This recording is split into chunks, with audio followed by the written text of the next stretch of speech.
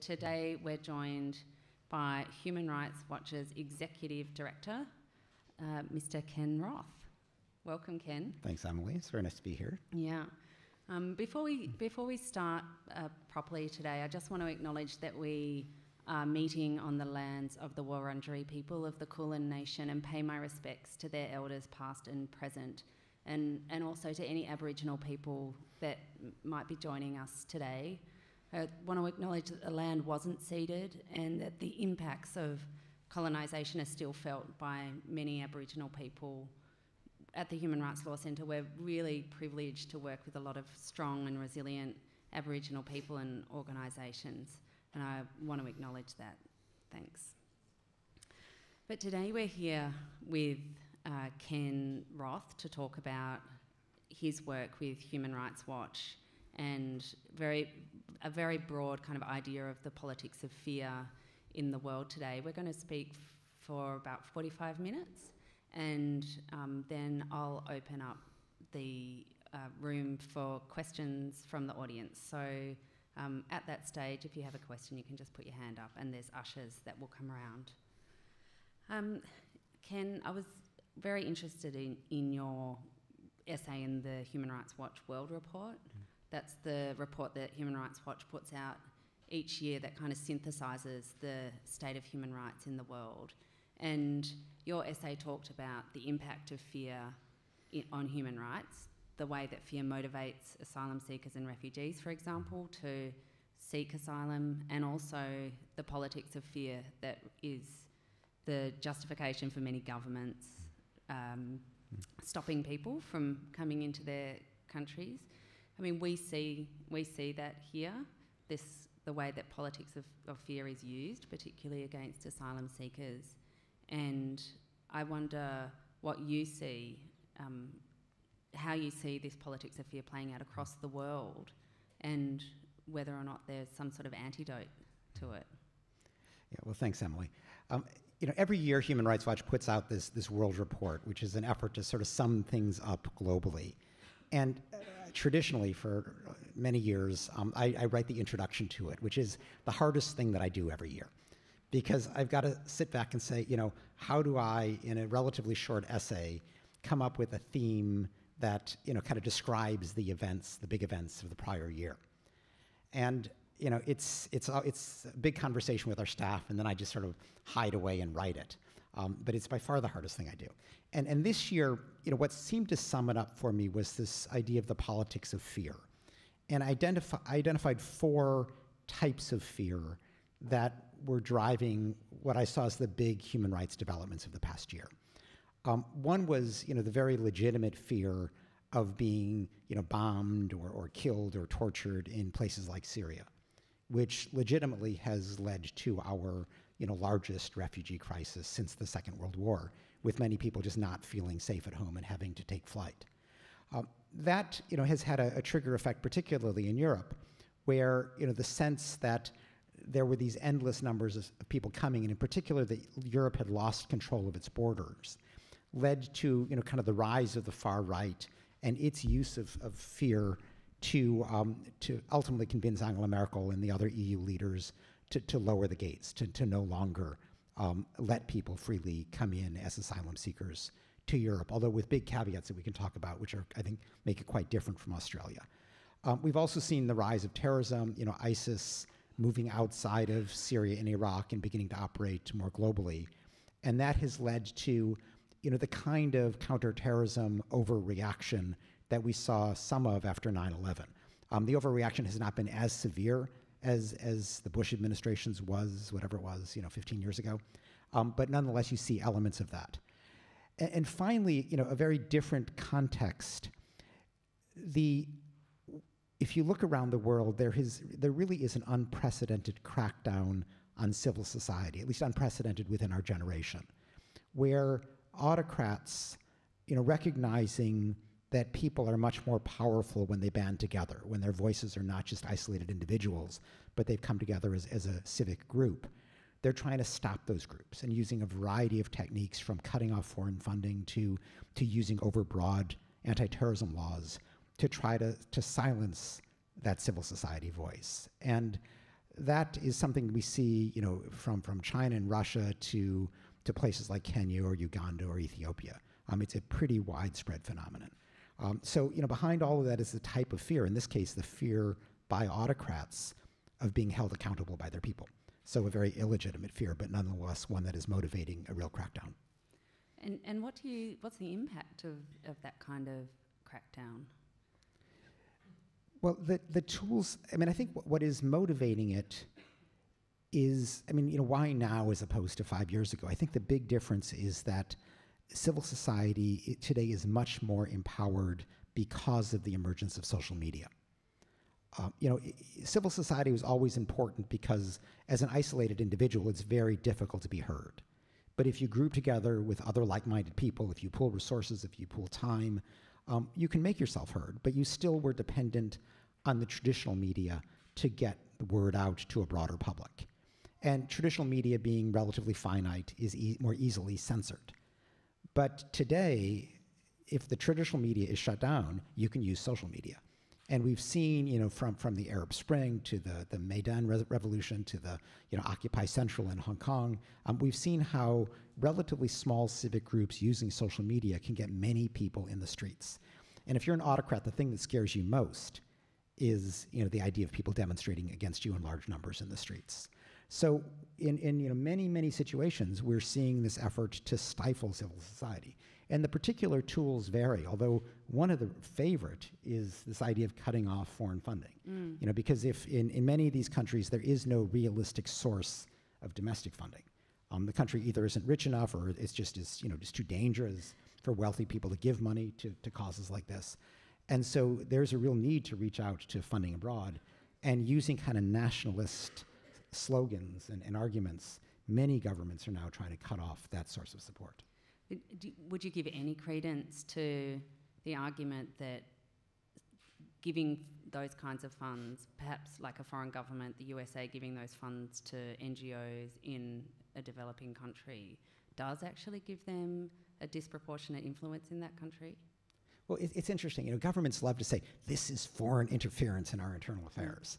And then you start parsing that argument. The very same government that, actively solicits foreign investment, actively solicits foreign contracts for their goods, actively solicits foreign contributions to more classic humanitarian or development projects, suddenly objects when the foreign contributions go to an NGO that is trying to hold the government to account, whether it's a human rights NGO or an environmental NGO.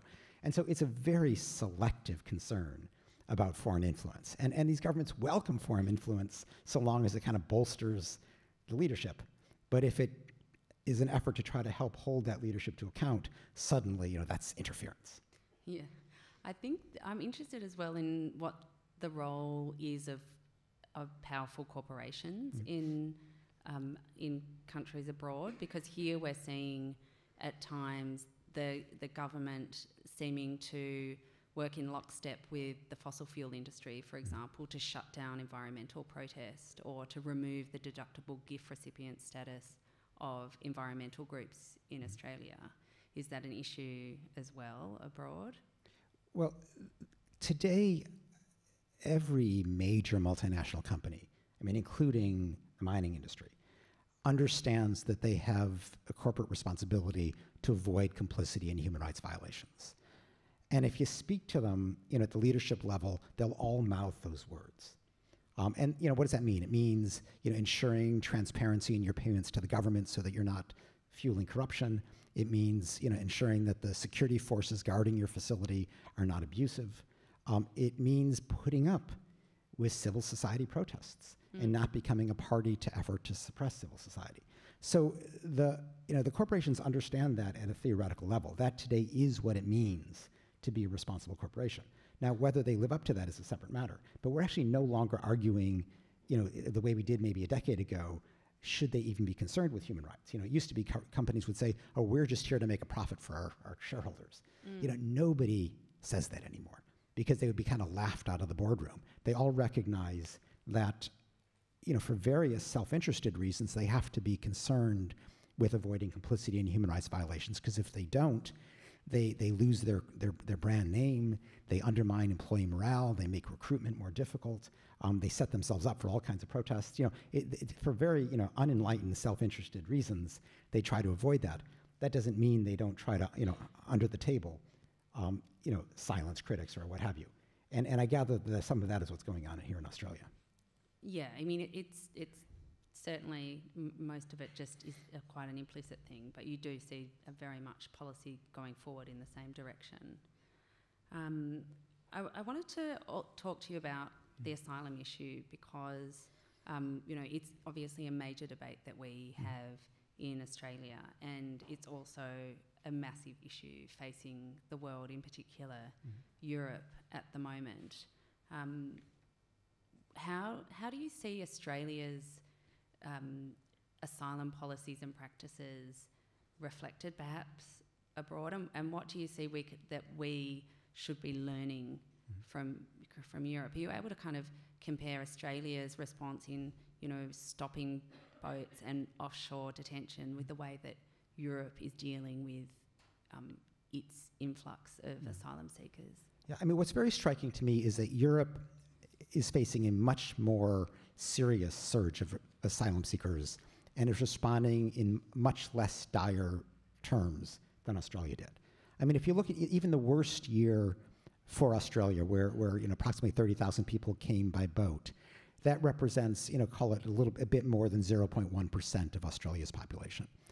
Compare that to Europe, where in 2015, 1 million people coming in just across the Mediterranean represented 0.2% of the EU population. And in fact, they mostly went to Germany. So it represented about 1.2% of Germany's population. So the influx into Australia in the worst moment was about a tenth of what Germany received on per capita terms. So my first reaction is like, where's the crisis already? Then let's look at the response. Even though Human Rights Watch has been critical of this EU-Turkey deal, there is an effort to at least pay lip service to the principles of international refugee law. So, Europe is saying we are not summarily sending everybody back to Turkey. Anybody who applies for asylum gets an individualized asylum hearing in Greece. Now, the game that they're playing is they're saying, but under this doctrine of a safe third country, that if you pass through a safe third country on your way to Europe, they can send you back to that safe third country. And they're pretending that Turkey is a safe third country. Now, there are, big problems with that. I mean, even though Turkey is welcoming 2.5 million Syrian refugees, so it's not, it's not a disaster. It's not, it's not, Nauru or Manus. But nonetheless, there are problems because Turkey has ratified the Refugee Convention in a way that doesn't recognize any refugee rights for non-Europeans. It currently is holding about 100,000 people inside Syria, not letting them into Turkey. It doesn't even, in terms of the discretionary the discretionary welcome that they've given Syrian refugees, they don't extend that to Iraqis or Afghans who constitute about as many as the Syrians who are actually arriving in Greece. So there are big problems with treating Turkey as safe. But that said, they at least, have a colorable claim that they are respecting refugee law. You compare that to Australia, and, essentially Australian policy, if you kind of take away all the pretty words, is to, put people who arrive by boat seeking asylum, stick them in Manus and Nauru in such abysmal circumstances that they basically will give up hope and go home. And so, even though it's not direct refoulement, it's not, sending them immediately back to Afghanistan. Well, it's in some cases it might be. Yeah. In some cases it might be, yeah. But it turns into that pretty quickly, because if you do it indirectly, it's just a two-step process. Put them someplace where they're so miserable that their only choice is to go back to their persecutor. That's not respecting refugee law in even a colorable way. And so, the bottom line for me is that Australia's so-called crisis was nowhere near as severe as Germany's, but it responded in a way that it was a much more blatant flouting of refugee law. Well, I think the government would say that 30,000 people arriving by boat was a crisis, and we might disagree with that, but taking that on face value, I mean, what the government has done is told people that they won't be resettled in Australia, sent people to Manus and Nauru, and they're claiming that now we have, I mean, it's true, the number of people arriving by boat has decreased, and the government's saying now, well, we're saving lives at sea, and we are stopping the people smuggling trade. And this resonates a lot with the Australian community. It's a very simplistic way of looking at it, and obviously there's a terrible human cost for the people, particularly who are on Nauru and Manus Island. So, I mean, what would you say to that argument? I mean, they do think there is a crisis, and this has prevented people from arriving. So is this success, and is there another way that you think that Australia could have had that deterrent kind of effect? Yeah. Well, I mean, this, first of all, getting back to the crisis for a moment, I mean, the 30,000 people at the peak were still, about 10% of the people admitted through just regular immigration channels to Australia. So it's kind of a drop in the bucket compared to the permissible arrivals. And you could have completely undermined the need to get on a boat by simply raising, by a very slight amount, the number of just regular admissions through a refugee process. The idea that this is saving lives, I mean, jaywalking across the street is a dangerous thing. And, we could send people to Nauru for jaywalking, saying that we're going to save lives, I mean, it's a question of proportionality, especially when, in this case, ostensibly to save lives at sea, you're putting people in the position of having to go back to their persecutor, or maybe not even leave their persecutor in the first place. So, which is more dangerous? Obviously, the people who are fleeing think they'd rather take the risk at sea than continue to live under the Taliban or to continue to live under, going back a couple of years, Rajapaksa in his attacks in Sri Lanka. So, I think you have to take a huge grain of salt, this idea that this is to save lives. And the idea that people smuggling, I mean, that's a very Australian concept. These are just people, if they're going to flee and they don't know how to do it, they have to pay. I mean, is Qantas a people smuggler? You pay them to be able to get to Australia. That's what's going on here. These are not traffickers. I mean, they like to use these funny words to suggest there's something horribly criminal going on. Traffickers take you against your will. People smugglers are people you pay to get someplace. It's a sort of, an informal version of Qantas. So the idea that there's something so terribly, nefarious about this is wacko. So you've written about how you think Europe could play a better role in terms of resettling, burden sharing among European states, and accepting a greater amount of refugees given the crisis in Syria and the huge numbers of displaced people around the world. Do you see that that's the kind of approach that Australia could take? And if so, what do we do about burden sharing with countries in our region that aren't all parties to the Refugee Convention?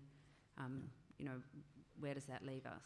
Well, I mean, in Europe, we've recommended a three-part strategy for dealing with, taking control of the borders legally in a way that respects refugee rights.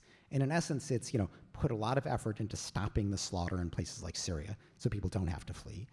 Second, invest big time in the countries of first refuge like Turkey, Lebanon, and Jordan so that, refugees who want to stay nearer to home can. They can go to school, they can get a job, they can get medical care, they can envision a life there.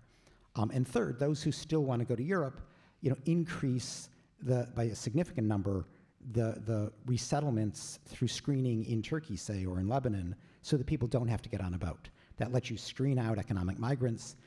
It lets you identify who the refugees are versus who the security threats are. It lets you burden share by asking the United States or Canada or Brazil or Russia or the Gulf states to take their share. And if you accept enough people through that process, if there is a light at the end of the tunnel, people won't risk the lives of their families by getting on a boat. So that's a kind of a voluntary approach to reducing the numbers taking to the sea in a lawful way. Now, what are the parallels here for Australia? First, it's the opposite of the way Australia has responded to human rights abuses in the region. The approach so far has been, we need to cozy up to Sri Lanka, to Cambodia, to Vietnam, to Burma, to the various countries that are sending refugees. We got to cozy up to them to help them, to get them to help us stop the boats. So we're not going to talk about their human rights record. We're going to actually apologize for them. We're going to go to Geneva at the Human Rights Council and try to downplay the pressure. So step one, do the opposite of what Australia is doing right now in its foreign policy. Step two, if you want to have a real burden sharing effort in the region, set an example of respect for refugee law. Right now, Australia is saying, we don't care about refugee law. We're basically ripping it up. We're only going to nominally claim to be members of the Refugee Convention, but we're going to do just the opposite in Manus and Nauru. There's no way you're going to get Indonesia, for example, to ratify the Refugee Convention if you're setting such a negative example about the significance of refugee law. So Australia should be setting a positive example, trying to promote better practices in the region so that there are a series of countries, whether it's Indonesia or Malaysia, where people might well settle, where everybody doesn't come to Australia. Because these are countries that are developing, they have jobs, they're not impossible places to settle by any means. And in many ways, religiously, culturally, they may be more appealing to some of the asylum seekers than coming to Australia if they had their rights respected. But Australia is not going to promote that kind of regional solution by setting a negative example, by setting a counterexample. And then third is obviously is financial. That there is a burden on countries like Indonesia to be housing refugees. The answer should not be, giving Cambodia $55 million to accept, 5 refugees for 5 minutes from Manus, or from Nauru, I guess. But rather, invest in what would make it possible for these countries to accept a significant refugee population by providing jobs and schooling and healthcare. I see Australia doing none of these, and in fact doing the opposite in a number of cases. So it is not conscientiously pursuing what would be possible for a regional solution. Yeah, I think you're right that Australia is flouting international law, and it's also flouting a lot of the UN human rights mechanisms. Our former Prime Minister famously made the comment that after one of the human rights bodies reviewed us, that Australia was sick of being lectured by the UN. And I think, it would be good to get your kind of view on what role Australia actually needs to play globally as a human rights leader when you look at Australia relative to other countries in the world. Well, among Western democracies at this stage, it's sad, but I think Australia is seen as, as one of the most unwilling to apply international standards to themselves. And there's been this blatantness about the use of Nauru and Manus in a way, that, as I say, doesn't seem justified by the facts, and seems to reflect more an attitude or a political advantage that is seen in sort of turning, a manageable problem into a crisis. Mm. And, for all the faults of the European response, it has been a much more responsible response, and one that is made, at least, continues in very significant ways to pay respect to international refugee standards. And so, it's sad. We used to look to Australia as, as one of our close allies, and every once in a while it is. A couple of years ago on North Korea, when Australia was in the Security Council, it played a very useful role there. But these days, the stopping the boats is really the tail wagging the dog of Australian human rights policy. Yeah. And it has meant, relative silence, if not actual, support in the face of various abusive regimes in the region. So where does that put Australia then in terms of its candidacy for the Human Rights Council, which is the world's premier human rights body? Yes. Australia will be one of 3 candidates for the Western European, another group. So Australia will run against France and Spain for only 2 seats on the council. Would you support Australia's candidacy ahead of France and Spain? Yeah. Well, Human Rights Watch doesn't endorse particular candidates, and sadly, being a government that disregards human rights standards is not a bar to membership on the Human Rights Council. I wish it was. But you've got the Saudis there, you've got Russia. There are many abusive governments there, and it turns into kind of a global popularity contest where you run around and try to make friends with various governments who vote for you, not necessarily because you're conscientiously supporting human rights or respecting them at home. So, I don't know how this will all play out, but I would certainly hope that Australia would rather than treat this as just a kind of a lobbying campaign and send Philip Ruddock out to befriend, various nefarious governments around the world. I'd rather have the focus be on, candidacy by example, and say that, because Australia wants to be one of the enforcers of human rights standards by joining the Human Rights Council, that it's going to make a special effort to respect human rights standards in its own conduct. But that doesn't seem to be the approach taken so far. And do you have a view on any particular areas that Australia should focus on, either geographic areas or issues that Australia could lead on at the Human Rights Council? Well, I think the real question is, before it's a member, what can it do? And you can do a lot of things without being a member. For example, just this last session, Australia was lobbying to water down a resolution on Burma. And the theory was, Aung San Suu Kyi is in office. But in fact, she's nominally, whatever she is, the senior leader, not even president. The military is still running a lot of the things that matter. The Rohingya, on which Aung San Suu Kyi was terrible, continue to be severely persecuted. There are big, big problems that persist in Burma. And this was not a moment for Australia to say, we can, tone down our scrutiny of Burma. So, that would be a good thing to recognize that was a mistake and to push next time around for more powerful scrutiny. I would also on Burma, Australia says that it would prefer to engage rather than isolate Burma, and then the best way of doing that is to go softer on them at the Human Rights Council, give them a chance. I got to say, this isolation versus engagement is such a red herring. Of course you're going to engage with them. The question is, how do you engage with them? Do you engage with them by pretending everything's okay, or do you engage with them by saying you've still got severe problems and they're so severe we're going to be scrutinizing you? Nobody's saying don't talk to Aung San Suu Kyi. This is a complete false argument. Well, this is what we're told is a sort of practical and pragmatic approach to Australian foreign policy, and I think we really see there that the principle is losing out completely. Yeah, I don't see how that's pragmatic at all. If I were the Burmese government and I saw Australia, I haven't changed that much, but they already want to remove the scrutiny, I'd say, I'm getting away with this. That's the practical approach. And you don't have to, withhold your criticism in order to engage in a dialogue. Human Rights Watch, needless to say, is quite critical of a lot of governments. I've gone, it doesn't stop us from meeting with heads of state. I've been in Burma, I met with, just stepped down President Chen Sen. He didn't say, I'm not going to meet with you because you criticize us. He said, you're a serious organization. We understand the basis of your criticism. I even got him to say the word Rohingya. That was like the big victory in that meeting, because, the Rohingya don't exist.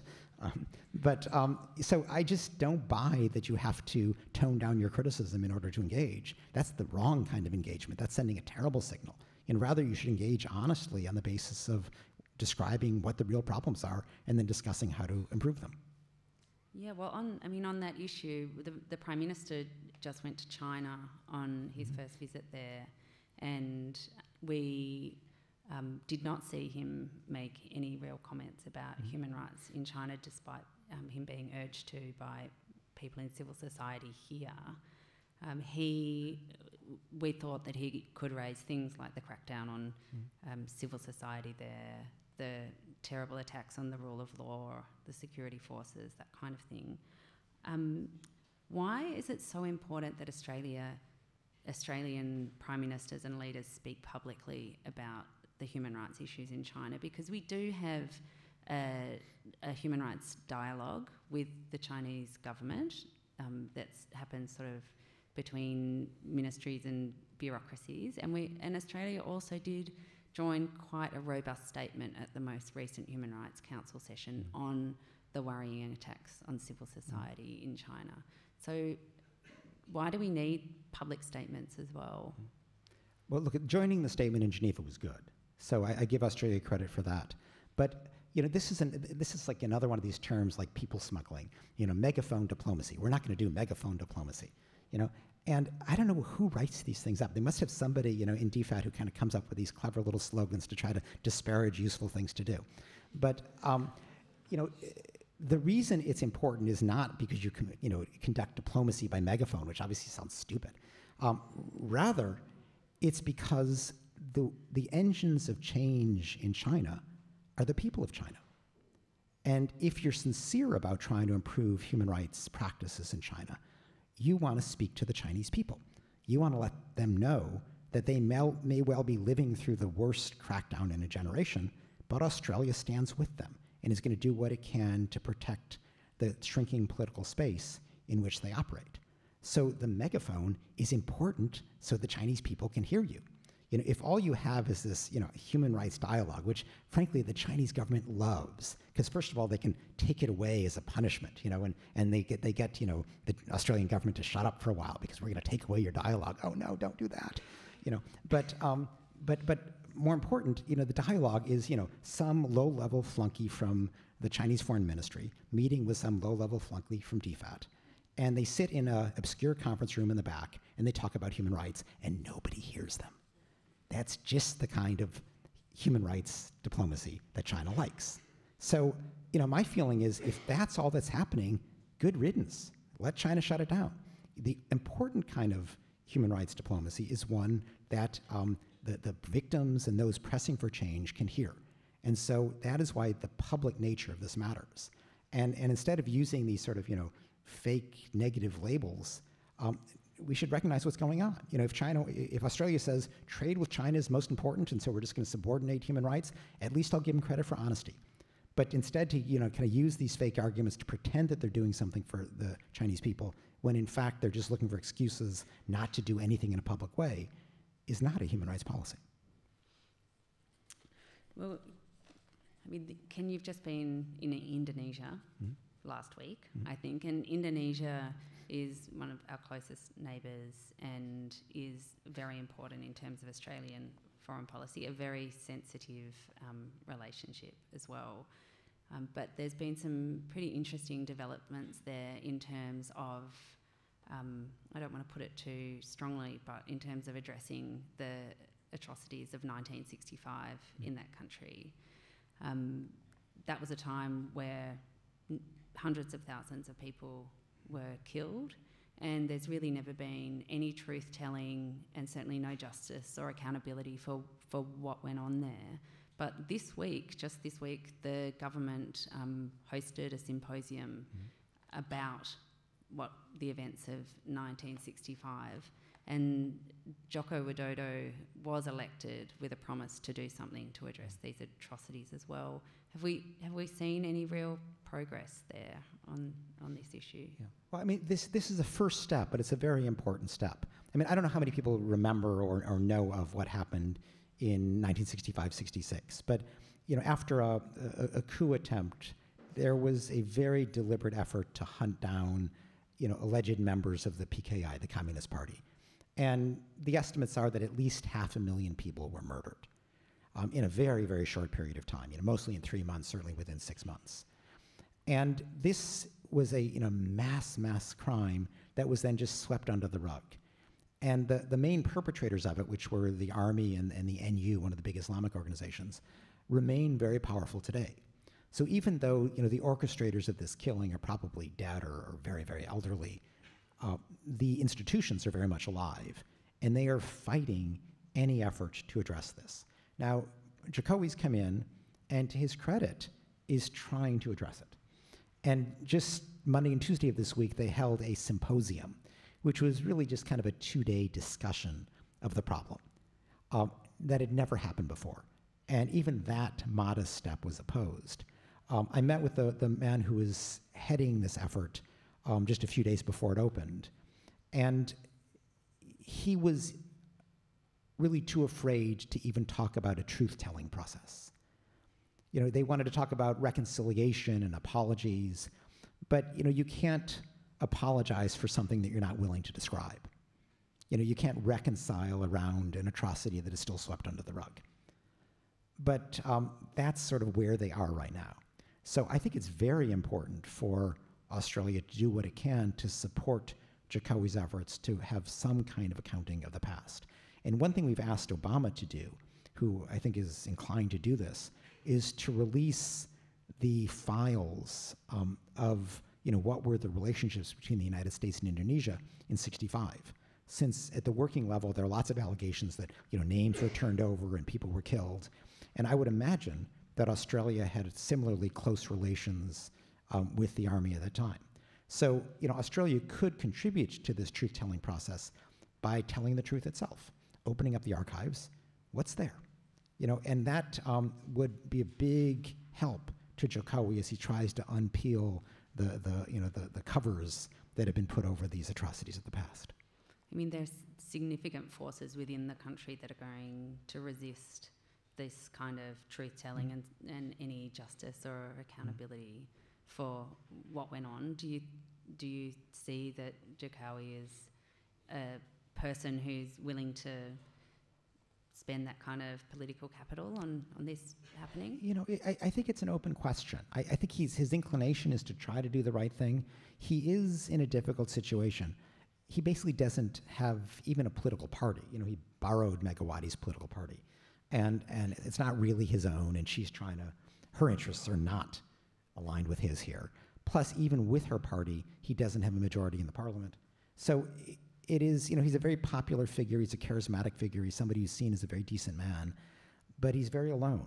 We had a situation, for example, where he said, I'm going to open up Papua to foreign journalists. Great. And then it didn't happen. It wasn't because he didn't want it to happen. It just, the bureaucracy flouted the president's orders. So it's a complicated situation, and it's all the more important to then provide support to Jokowi because he is facing intransigent forces within Indonesia. I saw Joshua Oppenheimer speak actually here at the Wheeler Centre after the screening of his second film on this. Do you have a sense of the impact that the making of those films had on any desire for truth-telling in the country? I think they were very, very important because they, so vividly portrayed what happened and how there's been no real acknowledgement of the wrongdoing. I mean, I think the film with the perpetrators just describing matter-of-factly what they did as if they were going out and shopping or whatever. I mean, it was it really reaffirmed the need to have a genuine accountability process. So even though these were barred in Indonesia, I mean, so it's not like you can say there were necessarily a broad impact there. Word gets out, people see it, they know what it's about. And I think they were very important contributions to the pressure to tell the truth. But it's important to distinguish between truth-telling by others versus truth-telling by the government, because there's a formality to truth-telling by the government, an opportunity for the survivors and the victims and even the perpetrators to come forward to just describe in a public forum what happened. That really establishes a public record, at which point the government can acknowledge and apologize and begin a reconciliation process. But it's not enough for other people to tell the truth. It really requires a government-sponsored truth-telling process. I mean, you've talked about truth-telling, but given the magnitude of these atrocities, it would be something, I presume, that's also ripe for prosecutions and other forms of justice. Oh, absolutely. But I think we have to take it a step at a time.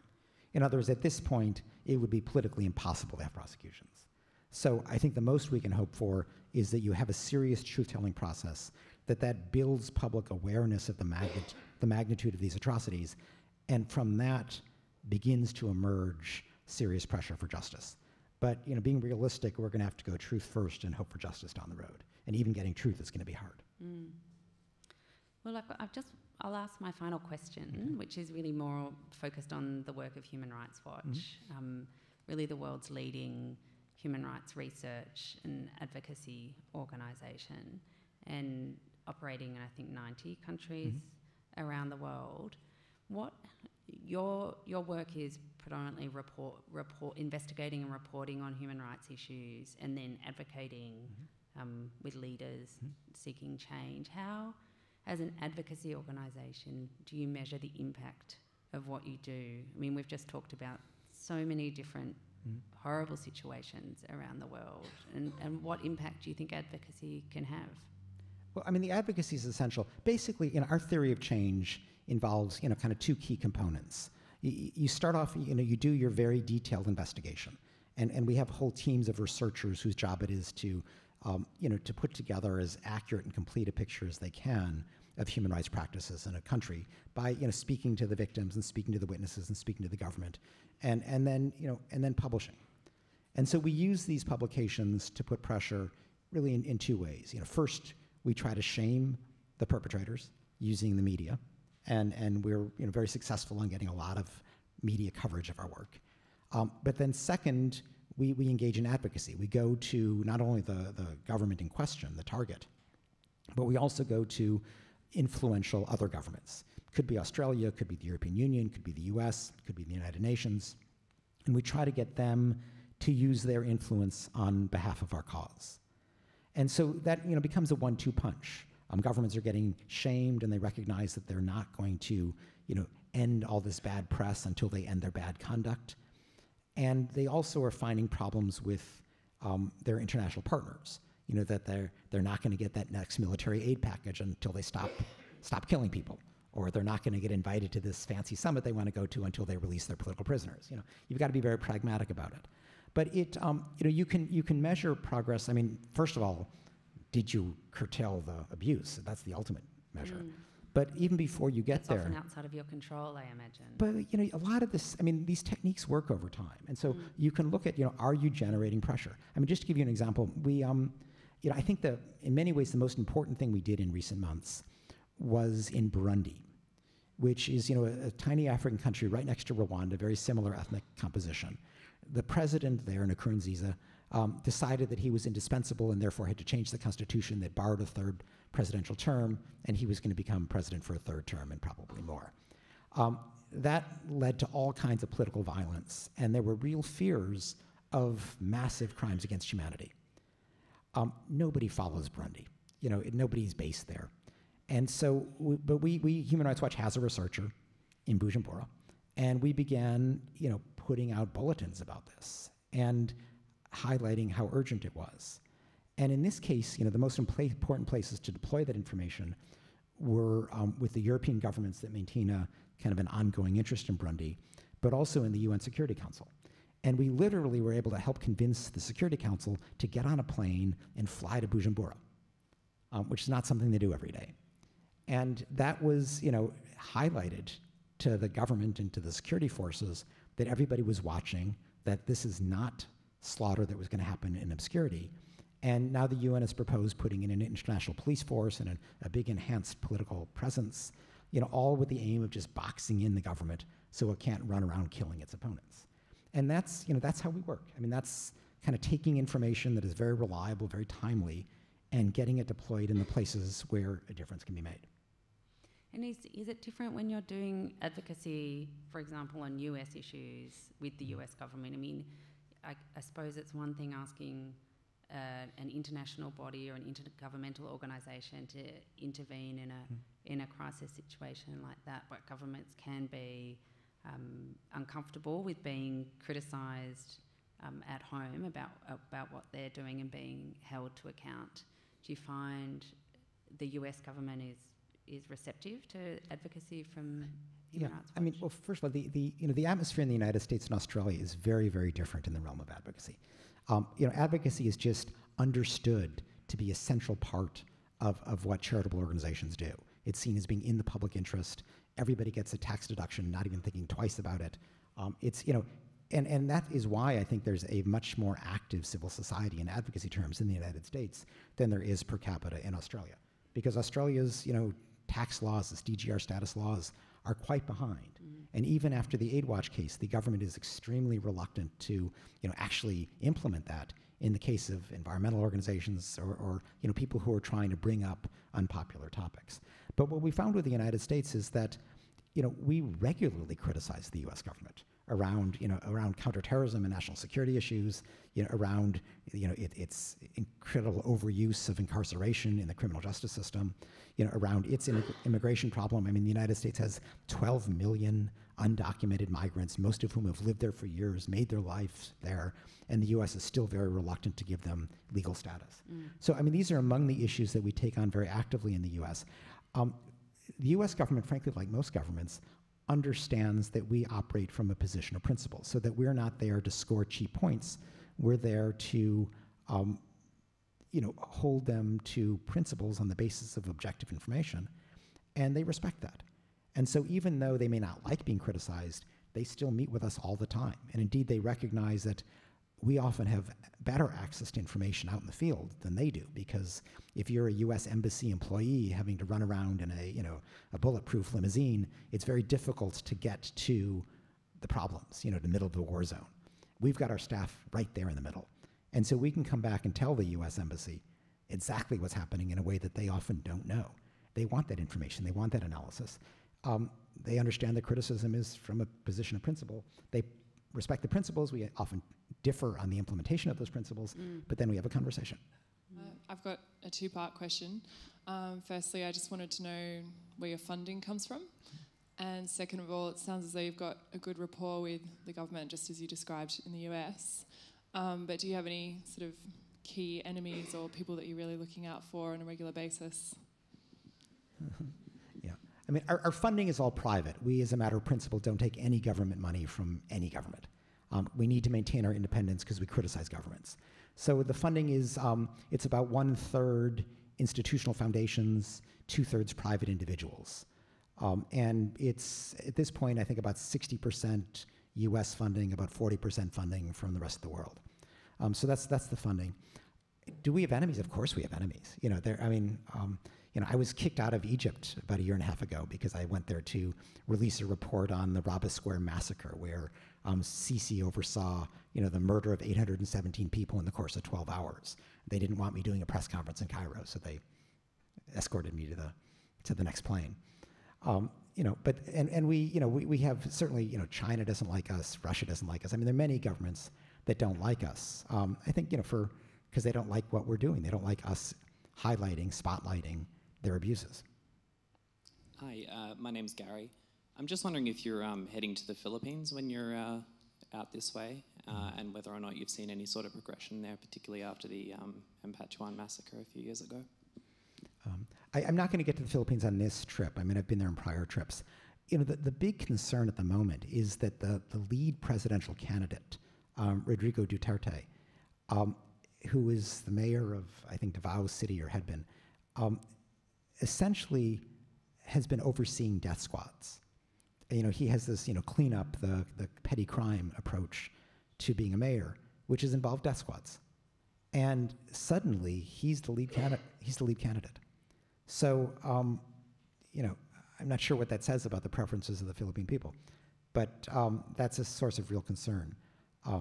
So in terms of the Ampatuan massacre, there still are big problems with impunity in that. I mean, obviously, there was a serious effort to cover it up, and it's reflective of, I think, a broader problem of impunity that still is very, very serious in Philippines, with Duterte being a prime example of that. My name is Stephen. I have a question regarding, does Human Rights Watch actively engage also with Indigenous communities? Because I'm thinking of the atrocities committed by the Howard government of the Northern Territory emergency response and the effect upon Indigenous communities. Does Human Rights Watch engage with Indigenous communities? We have, not so much in Australia. I mean, we just did a report recently on Indigenous communities in Canada, focusing on Indigenous women who were being picked up and basically murdered, and the Royal Canadian Mounted Police were ignoring the problem because they were just Indigenous women, so it just, they must have disappeared someplace. They couldn't possibly have been murdered. I actually just met with Prime Minister Trudeau, who is taking a very enlightened approach to this, and has just kind of reversed the position of the prior government. In terms of here in Australia, this is an issue that we have a number of plans with respect to the Indigenous community, but we're just getting started with that work. Hi, my name's Mary. Just on the topic of the politics of fear, you've talked a lot about truth, and the things autocrats fear most is people on the streets, and just in my mind, it's the public that are breaking past that barrier of fear, which is probably, what is feared by autocrats is that we're demanding the truth and we're willing to fight past that fear. We're not scared. What is the main driver that you see of the politics of fear in the present climate, if there is a main driver? And how far down the path do you think we are of a global revolution? Well, I don't know about a global revolution. The revolution yes. No, but I think you're absolutely right that, it's terrifying to go on the streets. If you live in a repressive government, you will pay a real price if you go to the streets. And it takes the safety of numbers to get past that fear. And that's where social media comes in. I mean, if you look at how did the Tahrir Square revolution begin in Egypt, people weren't just like showing up in Tahrir Square. Rather, they were using Facebook and saying, we plan to show up on January 25th. And, like this if you're going to show up too. And before anybody even stepped into the square, people were reflecting their indications on social media. And that gave, some percentage of those people who said they would the courage to actually show up. And then things went from there. So, dictators play on the fear of the public. And the way to overcome that fear is in numbers, which is why they want to keep us isolated. Recently, the New South Wales government has passed anti-protest laws. What are the implications for such anti-civil rights movements, both globally and in Australia, and also in relevance to international law? Well, I mean, any anti-protest law, what we're seeing globally, and I think Australia is similar in this respect, is a tendency to use the anti-terrorism rubric to stifle protest and to say, oh, if you damage property, that's an act of terrorism. And it's... We have anti-protest laws that prevent people from hindering business activity. Same idea, yeah. Yeah. I mean, same idea. In other words, taking some, minor disruption and magnifying it into a crime because it happened to happen in the course of a protest. And, that reflects a kind of a very stingy attitude toward what protest is about. And as long as, we should distinguish between, real, active attacks on business versus inconvenience when there's a protest. We should distinguish between, deliberate massive destruction of property versus some incidental thing as part of an act of civil disobedience. And the failure to make those distinctions is shows a lack of appreciation for the latitude required for genuine free expression and free association. Yeah, in fact, the Human Rights Law Centre is hosting Mina Kai, who's the UN Special Rapporteur on Freedom of Association and Assembly, for our dinners in Sydney and Melbourne. So he'll be talking about those kinds of issues while he's here as well. Hello, thank you very much for your talk. It was extremely interesting. My name is Lynn Drummond. I'm a journalist. For the last 3 years, I've been based in the Netherlands, just come back to Australia. I recently did a freelance story on the numbers of asylum seekers that are in the Netherlands that have been rejected for asylum. They're squatting across the country. There's thousands of them in a lot of the empty buildings. They are appealing to the High Court and the European Court of Justice against the decision to not give them asylum. A lot of them are winning. The Dutch government is doing very little about it. I've also interviewed the Ministry of Justice there. My question is Human Rights Watch also looking at these issues of asylum seekers who are seeking appeals to get their asylum? Yeah. Well, I mean, obviously anybody whose asylum claim is rejected should have a right to appeal. Not everybody has a right to get asylum. I mean, if you're an economic migrant, you may not be entitled to asylum. So, the fact that an asylum claim is rejected isn't necessarily wrong. We don't say that everybody who just seeks asylum should automatically get to stay. They've got to be able to demonstrate a case that they're fleeing persecution. So, in a case like the Netherlands, where it's been generally receptive to asylum seekers, I mean, our focus is much more, are the procedures being respected? But we won't take a position that people whose claims are rejected after a fair process, they nonetheless get to stay. Well, that's not our position. My name is Dede Divers, and over a 20-year period I went to an orphanage in the Shan state of Burma, and about 15 years ago, I don't know, many Australians aren't aware, there was almost a total embargo, or there was a total embargo of business, and tourism was totally discouraged. Now, at that time, 15 years ago, our Prime Minister, our previous Prime Minister, Mr. Bob Hawke, probably our most popular one, he went to Burma, to Rangoon, on a business deal when it was totally embargoed from here. And then when he left, he gave the most glowing account of what a pleasant place and how much he was impressed by the Burmese life when they were actually living in total fear of the military rule. Yes. Yeah. No, I mean, Burma, for many years people argued, oh, you've got to engage with the Burmese military. We'll just be nice to them and talk to them and they'll change. But in fact, I mean, Burma is a good example of how pressure works. The reason the military ultimately acquiesced in elections and, knowing that the NLD would prevail is because it saw Burma falling way behind its ASEAN partners in economic terms. And the sanctions that were imposed because of the ruthlessness of military rule actually worked. And the military realized that they could become a province of China, but if they wanted to develop in a more differentiated way, they would have to get the sanctions lifted, which would mean they'd have to liberalize politically. So the tough approach was effective. The making nice to the military actually undermined things.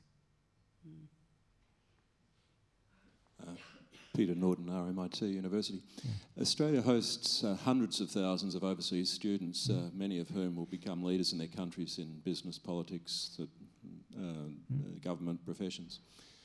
Yet most of them come from countries where there's very little freedom of debate about human rights, notably China, but also Malaysia, Singapore, Indonesia, Myanmar. The Australian universities, though, seem to do very little to more than formally engage those students or to facilitate any debate about human rights. In your experience, are there any universities in this current age that actually do more than formally take the money and facilitate the formal studies and exercise the role of the university to critically analyse international public policy? Yeah, I mean, first, I think that, Australia's universities are in many ways its most important export. Much more so than minerals in terms of actually changing the world. And to bring in students from China, Malaysia, and basically exposing them to a critical, thought-provoking Australian education, and then sending them home is fantastic. Now, I don't know universities that actively take on, we're going to, promote discussion of human rights in China. I mean, I think it's more a matter of, will professors do that, or if students want to, will they be given the liberty to do that? And certainly it should be academic freedom should be understood to encompass all that, and it should be encouraged. I don't know universities that actually take on the active role of doing that. Well, we've got time for one more question, so... Hello, could you please comment on the link between the First World's economic situation, and as we get feeling the pinch, since the financial crisis and so forth, are we being less helpful for you? Is there a correlation? Yeah. Well, I mean, certainly the economic crisis grabbed everybody's attention, and there was a period in there, in 08, 09, where it was difficult to get people to focus on anything else. I do think that there's a broad problem in the West of stagnating incomes, of growing inequality, and it has certainly had an effect on overseas development assistance, where there's less of that. At this stage, I mean, I think the economic crisis is enough behind us, so we are able to enlist governments in promoting human rights issues. It's not like they're all looking inwardly at their own economic crisis. But there is, I think, still a lot of grappling with, what is the right way to address inequality? What is the relationship between domestic concerns of finding jobs and confronting inequality domestically versus, what is owed to the rest of the world? Since those often conflict. I mean, if your concern is solely domestic, it can lead to protectionism, which actually may hurt overseas workers. So these are complicated issues. I wouldn't say that the economic crisis is these days making people less engaged. I think we're beyond that. But there is a real grappling with these issues, and I think a lack of clarity about how to address them. Okay, well, thanks so much, Ken, for those insights. It's been a really great session. And thank you, Emily. Please join me in thanking Ken. Visit wheelercentre.com for the best in books, writing and ideas from Melbourne, Australia and the world.